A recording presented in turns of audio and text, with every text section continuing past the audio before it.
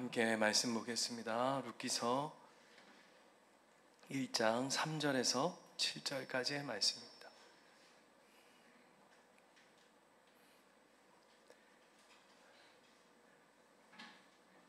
(3절부터) 7절까지의 말씀 우리 한 목소리로 크게 우리 한번 함께 봉독하도록 하겠습니다. 읽겠습니다. 시작. 나오미의 남편 엘리멜렉이 죽고 나오미와 그의 두 아들이 남았으며 그들은 모압 여자 중에서 그들의 아내를 맞이하였는데 하나의 이름은 오르바요 하나의 이름은 루시더라. 그들이 거기에 거주한 지 10년쯤에 말론과 기럨 두 사람이 다 죽고 그 여인은 두 아들과 남편 뒤에 남았더라. 그 여인이 모압 지방에서 여호와께서 자기 백성을 돌보시사 그들에게 양식을 주셨다 함을 듣고 이에 두 며느리와 함께 일어나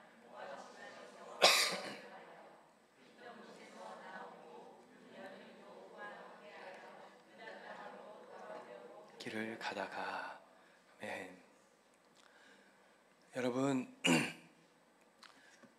가족을 잃는다는 슬픔은 굉장히 큰 고통과 절망을 가져다 주는 것 같습니다. 남편을 잃으면 인생의 절반을 잃는다라고 하는 이야기가 있고요.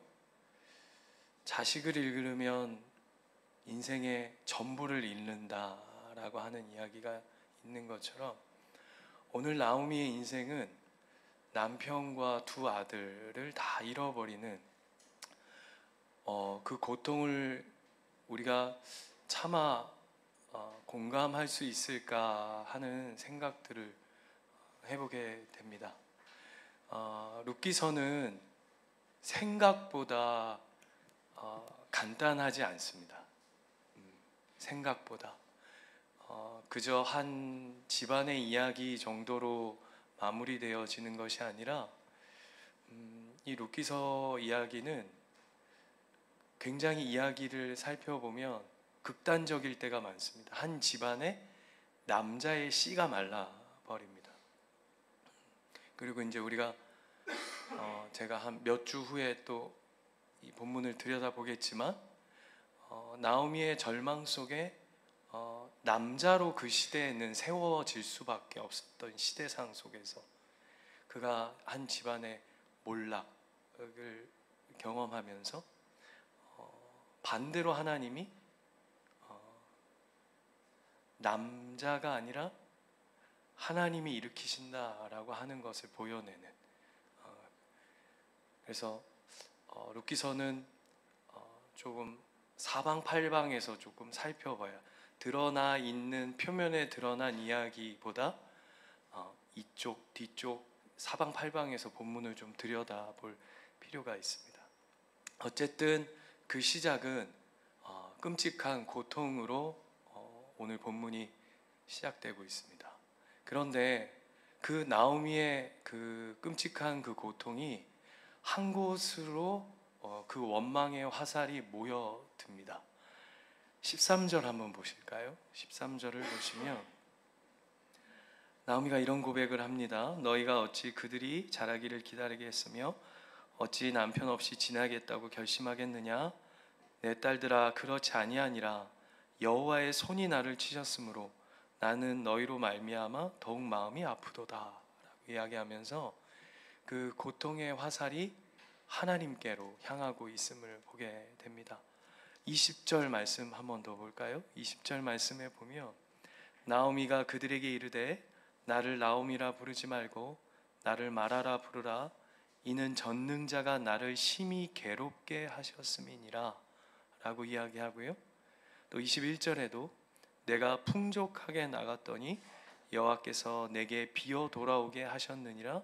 여호와께서 나를 징벌하셨고 전능자가 나를 괴롭게 하셨거늘 너희가 어찌 나를 나오미라 부르느냐 하니라 라고 이야기하면서 이 모든 화살이 하나님께로 향하고 있다라고 하는 것을 보게 됩니다. 결론적으로 이야기하자면 하나님이 나를 치셨다라고 하는 고백을 하는 것이죠. 여러분 어떻습니까? 이 고백이 맞나요?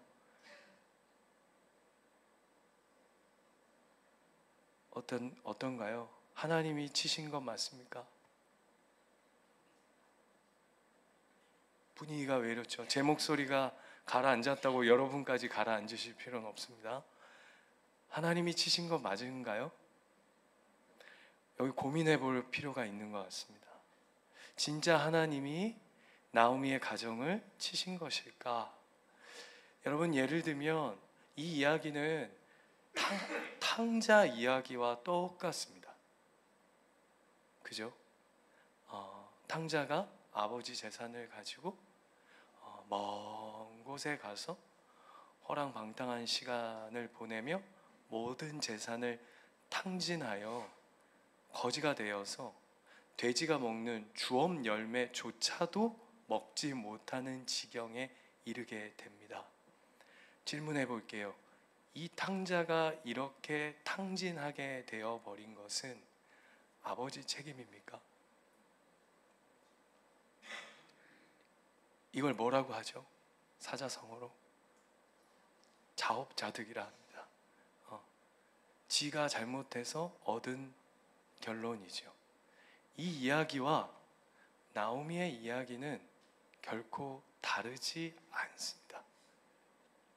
그럼에도 불구하고 오늘 나오미의 그 고통의 화살은 하나님께로, 이런 고백이 담겨져 있는 것이죠. 하나님, 나에게 왜 이러십니까? 내가 뭘 잘못했습니까? 뭐가 문제입니까? 라고 하는 그 원망. 우리가 성경을 읽을 때마다 제일 많이 가지게 되는 질문, 이런 질문 우리는 인생을 살아가면서 한 번쯤은 다 던져봤던, 왜냐하면 우리는 창세기는 다 읽어보니까요. 다 아실 거예요. 하나님은 왜 쓸데없이 선악과는 만드셔서 우리의 인류를 이렇게 어렵게 살게 하며 죄 가운데 빠져 지내게 하는가? 라고 하는 질문들 한 번씩들 다 해보시죠. 안 하셨다면 창세기를 안 읽은 것인 겁니다. 표정들이 나는 읽었는데 그런 질문이 안 나오더라. 굉장히 생각이 없는 겁니다. 셋 중에 하나는 반드시 해야 됩니다. 창세기를 안 읽었거나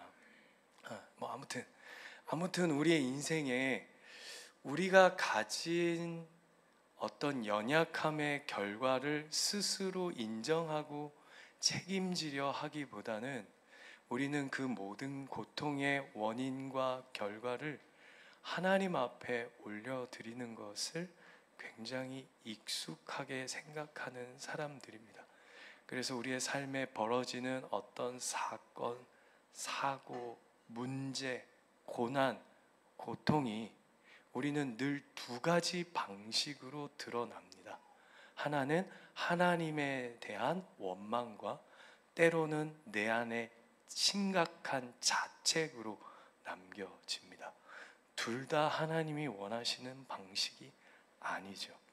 그런 가운데 오늘 나오미에게 그런 원망과 삶의 무게와 고통 가운데 반가운 소식이 들려집니다. 오늘 우리가 읽었던 6절 말씀인데요. 6절 말씀에 보면 우리 한번 같이 한번 읽어볼까요? 시작.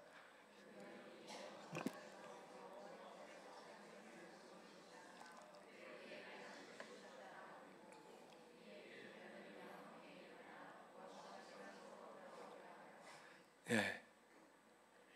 여러분, 지난주 말씀 기억나십니까? 1절에 보시면 베들레헴에 떡집에 떡이 떨어졌고 그 땅에 기근과 흉년이 들자 그들이 먹고 살겠다고 저주받은, 그리고 이방 땅인 모압 땅으로 그들이 옮겨왔습니다. 그뿐만 아니라 거기서 정착합니다. 이게 굉장히 중요한 포인트입니다. 그냥 단순히 잠깐 다녀간다. 야, 여기 베들레헴에 이거 사는 건 잠시 이 어려움을 조금 피하기 위해서 우리가 모압 땅에 잠시 들렸다 오자 하라는 차원이 아니라 그곳에 완전히 정착합니다. 그걸 어떻게 할 수 있냐 하면 거기서 결혼을 합니다. 결혼한다는 건 다른 문제죠. 그래서 아예 정착을 생각하고 갔던 그가 모든 것에 고통 그리고 기근, 심각한 고통 가운데 있다가 드디어 반가운 소식이 들립니다. 뭐냐 하면 떡집에 다시금 떡이 찼답니다. 그러자 나오미가 어떻게 하냐면 바로 컴백홈 합니다. 여러분 어때 보이세요?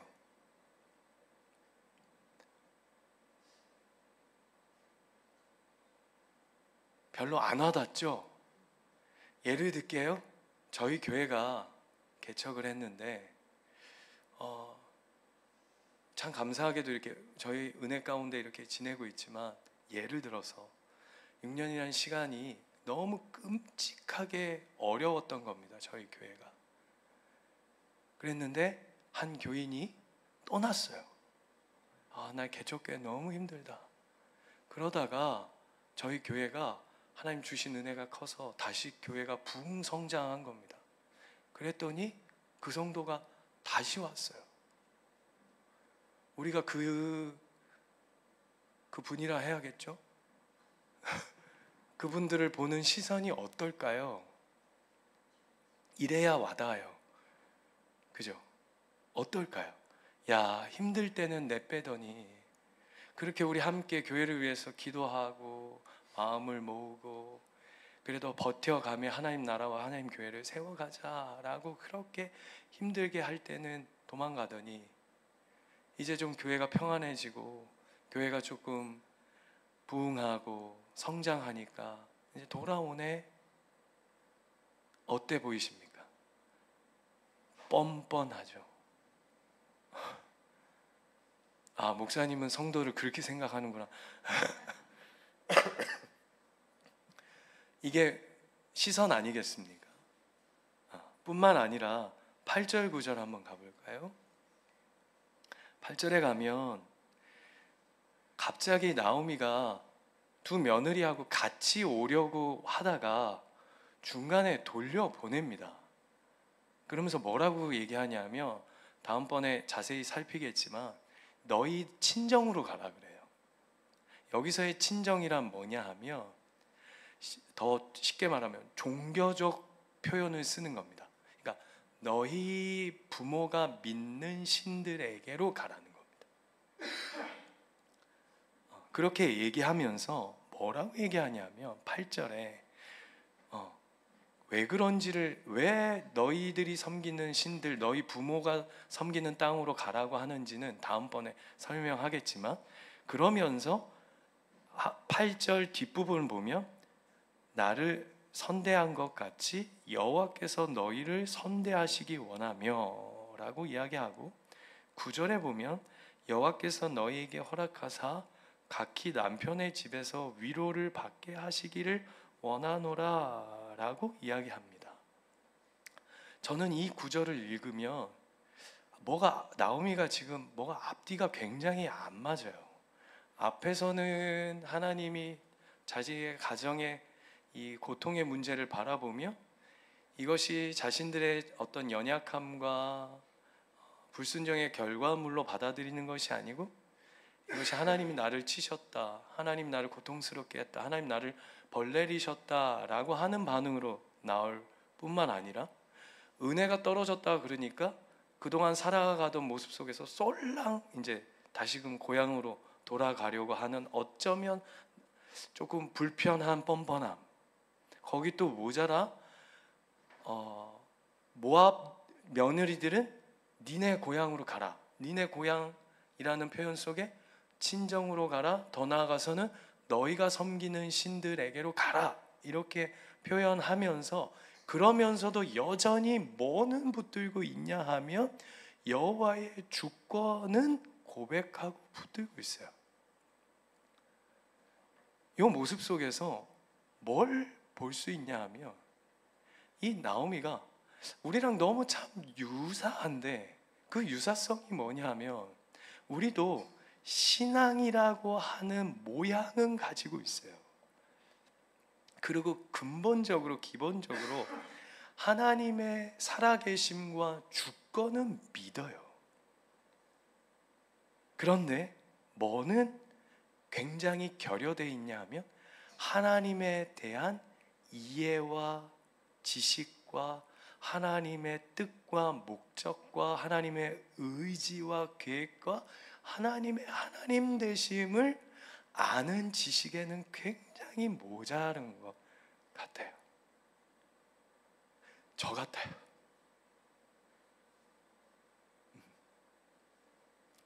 믿음은 있어요. 목사잖아요.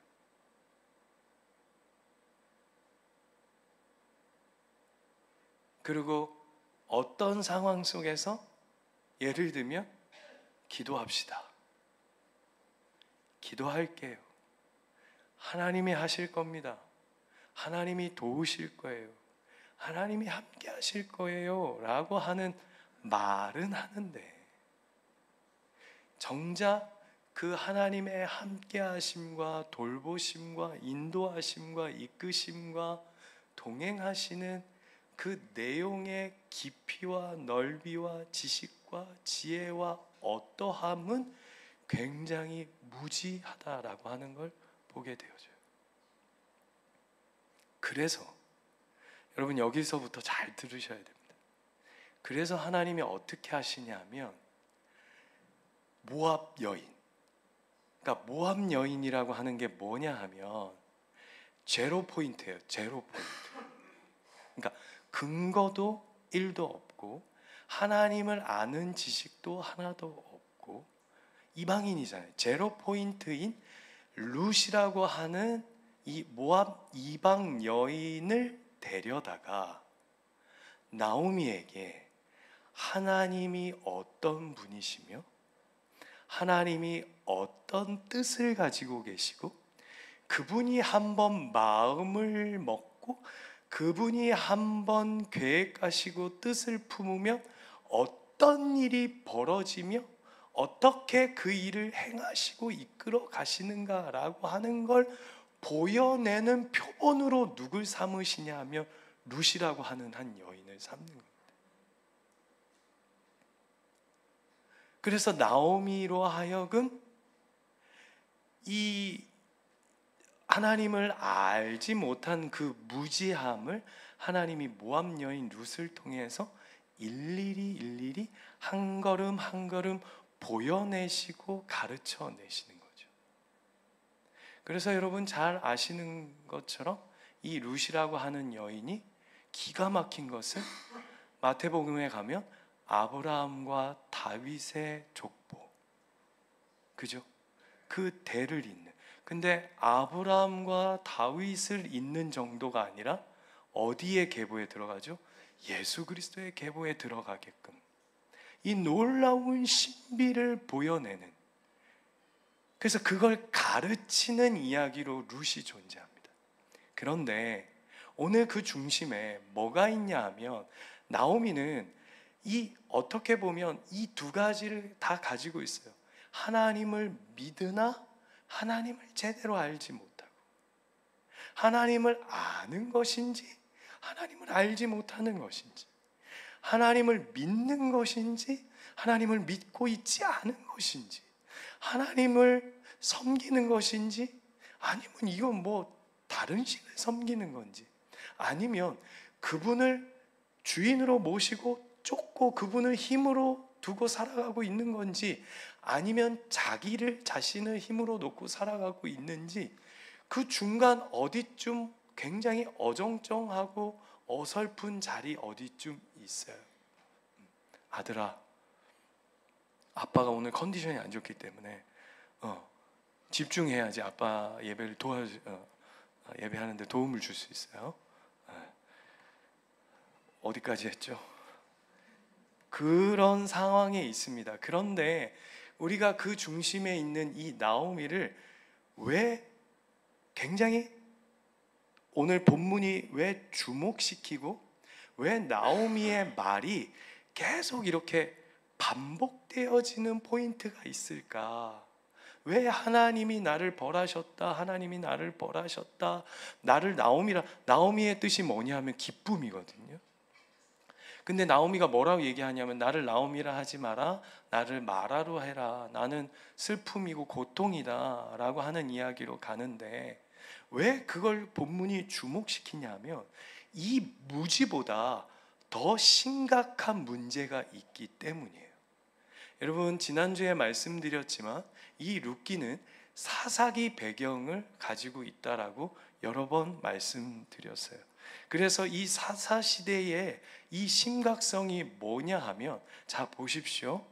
룻의 나오미에게 그 무지에 대조시켜서 보여내는 인물이 누구냐 하면 룻이듯이, 이 나오미, 이걸 하나님 믿는 건지 안 믿는 건지, 그럼에도 불구하고 고통의 문제가 떨어지고 하나님의 은혜가 자기 백성을 돌보셨다라고 하는 이야기가 들리자 그가 다시금 하나님께로 돌아가고자 하고, 그럼에도 또 며느리들에게 하나님의 주권과 하나님 되심을 나름 고백하는 그 자리에 무지와 믿음 그 사이를 왔다 갔다 하고 있는 연약한 나오미지만, 이 무지보다 이 사람의 모습을 반대로 또 대조시키는 이들이 누구냐 하면 사사시대의 이스라엘 백성들이에요.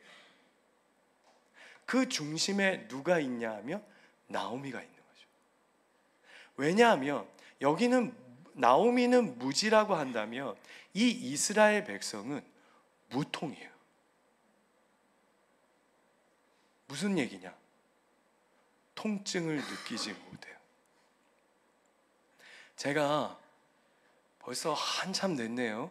허리 수술을 하려고 했죠. 하고 건대병원에서 허리 수술을 하고 거의 한 달간 병실에 이제 누워 있었어요.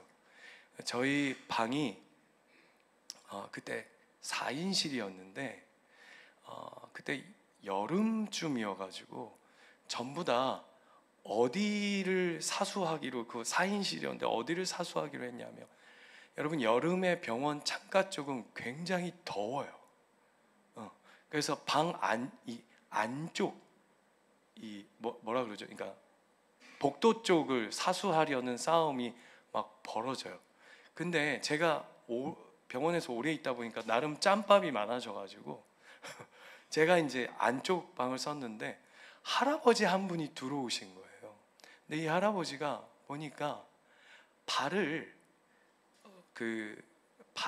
이제 발을 좀 다치시고 허리 수술을 해서 이제 들어오셨는데, 그래서 이제 제가 그래도 그때도 신학생이고 사역할 때고 이러니까 또 제가 성품상 성향상 착하지 않습니까? 예, 감사합니다. 그래서 이제 그 할아버님한테 자리를 이제 양보해 드렸어요. 그리고는 이렇게 그 할아버지 분에게 이제 양보해 드리다 보니까 이제 이제 대화 나누면서 굉장히 이렇게 친분이 쌓여진 거예요. 그래서 이제 이런저런 이야기를 나누시다가 어떻게 들어오셨어요? 그랬더니 허리를 다쳐서 이제 들어오셨다고 그런 이야기 막 나누고. 그런데 제가 또 이제 자리도 섬겼지만 이 할아버지의 노년에 하나님을 좀 소개하면 좋겠다 싶어가지고 들어오는 제가 그때 전도사 때인데 인기 많은 전도사였거든요. 그래서 애들이, 제가 유초등부 할 때였어요. 애들이 웃긴 게 지들이 좋아하는 초콜릿, 사탕, 과자 이런 걸 막 바리바리 사갖고 이제 전도사님 병원에 입원했다 그러니까 막 와서 문병 와면 이제 주고 막 이랬었는데, 그런데 이제 그걸 이렇게 나눠 드리니까 안 드신다는 거예요. 그래서 왜 안 드시냐니까 본인 할아버지가 당뇨가 심하셔가지고 자기는 그런 거 먹으면 안 된다고 그러시더라고요. 근데 이제 그렇게 계셨어요. 근데 얼마가 지났을까 봤더니 갑자기 할아버님이 막 베드에 실려 가시는 거예요. 그래서 왜 그런가 이렇게 봤더니 멀쩡하셨거든요. 근데 욕창이 엄청 크게 생겨가지고 엉덩이하고 이 허리 부분에 계속 허리가 아프신 데다가 당뇨까지 있으니까, 근데 아픈지를 모르시는 거예요. 통증이 없으니까. 근데 구멍이 이만하게 난 거예요. 그래서 이제 간호사들도 나름 놀랬죠. 왜냐하면 체크를 하는데. 근데 원체 안 움직이실라 하고 못 보게 하고 막 귀찮아 하시고 이러니까. 그래서 구멍이 이렇게 났는데 당뇨라 놓으니까 이게 안 나요. 그래서 결국 어떻게 했냐면 생사를 완전히 도려내더라고요. 제가 그 장면을 보면서 뭐가 확 왔냐 하면 이 무통과 이 무감각이 얼마나 무서운가라고 하는 거를 제가 뼈저리게 느끼는 장면이었어요. 그러면서 마지막에는 뭐라고까지 얘기하셨냐면 수술을 다시 해야 되고 이러다가는 뼈까지 도려내야 된다고. 그러면서 하시는 이야기가 먼저 번에도 이런 일이 있어서 발가락 4개를 잘라내셨더라고요. 참 무서워요. 그런데 여러분, 이것보다 더 무서운 게 뭔지 아십니까? 영적인 무감각이에요. 오늘 본문에 나오미의 이야기가 왜 중심에 있냐 하면 하나님이 얘는 이렇게라도 반응하고 있다. 대단한 믿음이 아니고 대단한 실력이 아닐지라도 이 삶 안에 하나님의 영적인 감각이 조금이라도 남아 있어 라고 이야기해요. 여러분, 이 사사시대가 끔찍한 이유가 뭐냐 하면 마지막 사사라고도 하는 삼손 이야기에 가면 어떻게 결론이 나냐 하면 여러분, 사사시대는 그 패턴 아시죠? 하나님을 떠나고 그러면 하나님이 다른 이방을 통해서 신호를 보내세요. 그럼 어떻게 하죠? 하나님 살려주세요 해요. 그럼 하나님이 사사를 보내세요. 그러면 또 평안해요. 그러다가 또 지멋대로 살면서 또 하나님 떠나 살면 또 그게 무한반복이에요. 무한반복. 그런데 삼손 시대에 가면 어떤 일이 벌어지냐면 똑같은 패턴이 반복되어지는데 이스라엘 백성들이 하나님 앞에 사사를 보내달라고 하는 기도가 사라져 버립니다. 살려달라고 하는 요청하는 이 부분이 삭제되어져 버려요. 이게 뭐냐? 영적인 문둥병이죠. 오늘 이걸 본문이 보여주고 싶은 거예요. 얘야, 너희들이 나오미를 보면서 믿음 없다 하지, 무지하다 하지, 깨어졌다 하지, 벌받았다 하지, 하나님 앞에 완전히 버림받았다 하지 아니야. 그래도 그 안에 영적인 감각이 남아있어 라고 하는 거예요. 그런데 여러분, 저는 이 룻기서를 보면서 저는 룻일까? 나오미일까? 엘리멜렉일까? 아니면 잠자고 있는 영적인 무감각과 무통증에 빠져 있는 이스라엘 백성일까를 한번 생각해 보았어요. 여러분은 어디 계실까요? 지난주에 우리 청년들하고 성경 공부를 하는데 레위, 마태, 세리 마태를 부르는 장면을 공부했어요. 거기에 세 그룹이 나와요. 율법학자와 서기관들 한 그룹, 그 다음에 세리와 그 죄인들, 창녀들 한 그룹, 그 다음에 한 그룹이 제자 한 그룹이에요. 그래서 제가 물었어요. 이 세 그룹 중에 너희는 어디에 해당하는 것 같니? 이렇게 물었더니 90% 이상이 본인들이 제자 그룹이라고 하더라고요. 그래서 제가 속으로 잘 걸렸다. 니들이 죄인 아니다 이거지. 니들은 제자 그룹이다 이거지. 라고 하면서 제자 그룹을 작사를 냈어요. 나쁜 놈의 새끼들이라고. 제자들은 더 악질이라고. 지금 그 얘기를 하는, 왜 그 얘기를 하냐 하면 우리는 이 본문 안에서 우리는 누구일까 얘기한다 하면 우리는 어쩌면 나오미, 룻 어디쯤일 거라고 우리는 세팅해 놓는데 저는 제 자신이 이 영적인 무통에 빠져 있는, 영적인 문둥병에 빠져 있는 이 사사 시대를 살아가는 이 이스라엘 백성들이라고 저는 생각해요. 그러면 이렇게 질문해 봐야 돼요. 그럼 어떻게 합니까?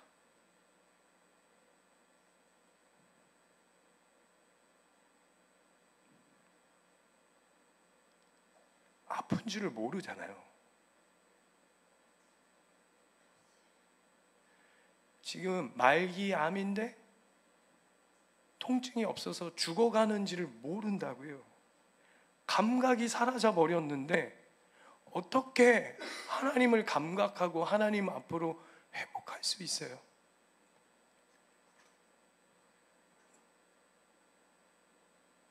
이 본문 룻기는 하나님께로 돌아가라, 회복하라 라고 하는 본문이 아니에요. 죽었는데 어떻게 일어나요? 한 소록도에 실제로 있었던 이야기래요.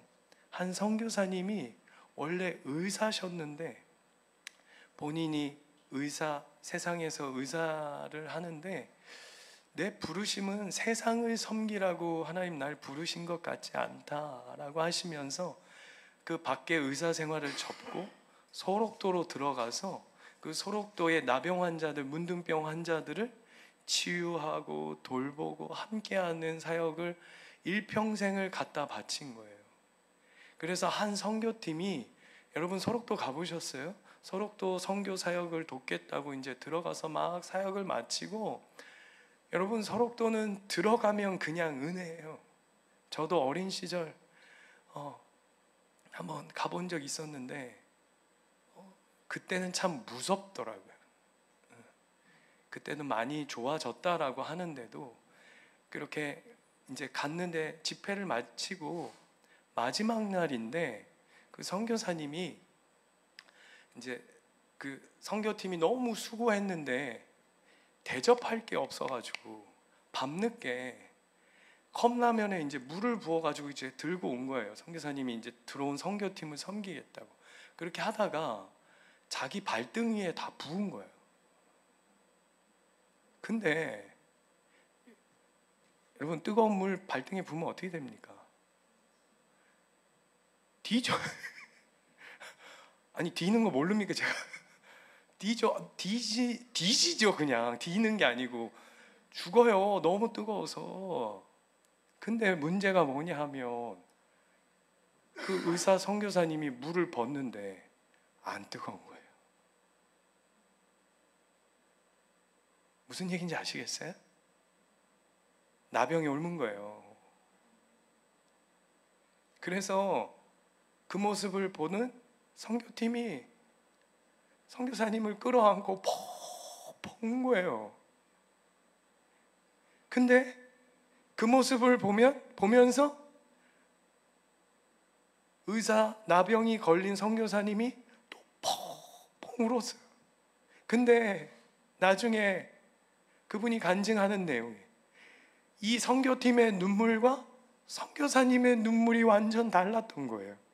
선교팀의 눈물은 아이고 어쩌노 안타까움의 눈물이었는데 선교사님의 눈물은 뭐였냐면 이런 고백이었대요. 하나님 감사합니다. 나는 일평생 의사로 이 소록도에 와서 이 소록도의 이 나병 환자들을 평생 섬겼지만 나는 늘 이 고통의 이방인이었습니다. 그런데 하나님, 내가 이들과 같은 병으로 하나님 앞에 나아갈 수 있는 이 영광된 자리를 허락하여 주시니 감사합니다. 감사합니다 라고 하면서 하나님 앞에 감사의 눈물을 올렸대요. 여러분, 오늘 이 룻기서는 다른 이야기가 아니에요. 영적인 문둥병에 빠져서 내가 아픈지도 모르고 내가 죽어가는지도 모르고 영적인 감각조차 없어 떡집에 은혜가 찼다고 이야기하는데도 돌아갈 힘조차 없는 그들에게 하나님이 고통의 자리에 그들을 버려두시는 것이 아니라, 나 몰라 하면서 내버려 두시는 것이 아니라 그곳에 찾아오시는 거예요. 그곳에 하나님이 들어오시는 거예요. 그걸 누구를 통해 보여주시냐 하면 룻이라고 하는 여인을 통해서. 내 백성 6절 말씀, 그 여인이 모압 지방에서 여호와께서 자기 백성을 돌보시사 그들에게 양식을 주셨다 함을 듣고 라고 하는 이 이야기처럼, 하나님께서 하나님의 자기 백성, 죽어가고 감각조차 없는 무통에 빠져 허우적거린, 아니요, 죽어가는 그 고통의 자리에 하나님이 찾아오신다. 그곳에 들어오신다. 그 고통의 밑바닥까지 내려오신다. 끝까지 책임지시는 하나님의 사랑이 이 룻기서 안에 완전히 가득히 채워져 있는 이야기인 줄 믿습니다. 우리는 믿습니다. 우리의 무지에도 불구하고, 어쩌면 우리의 무통과 무감각에도 불구하고 자기 백성을 버리지 아니하시는 하나님, 어쩌면 우리가 상상할 수도 없는 그 고통과 그 실패와 좌절과 절망의 자리에 그분이 우리와 함께 싸우시겠노라, 함께 버티겠노라, 함께 싸워 이기겠노라 하시면서 내가 너희와 함께 한다, 끝까지 책임진다, 십자가의 사랑을 보여주시는 그 처절한 사랑이, 그 철저한 사랑이 오늘 룻기서 안에 시작부터 우리의 삶을 가득히 채우고 있는 줄 믿습니다. 여러분, 우리의 삶에 무지가 있습니까? 우리의 삶에 하나님을 향한 믿음의 고백이 있습니까? 어쩌면 무감각, 무통, 아무것도 느껴지지 않는 삶의 한복판에 있습니까? 그럼에도 불구하고 그 자리에 끝까지 저와 여러분의 삶을 지켜가시는 그 하나님을 의지하는 오늘의 말씀이기를 축원드립니다.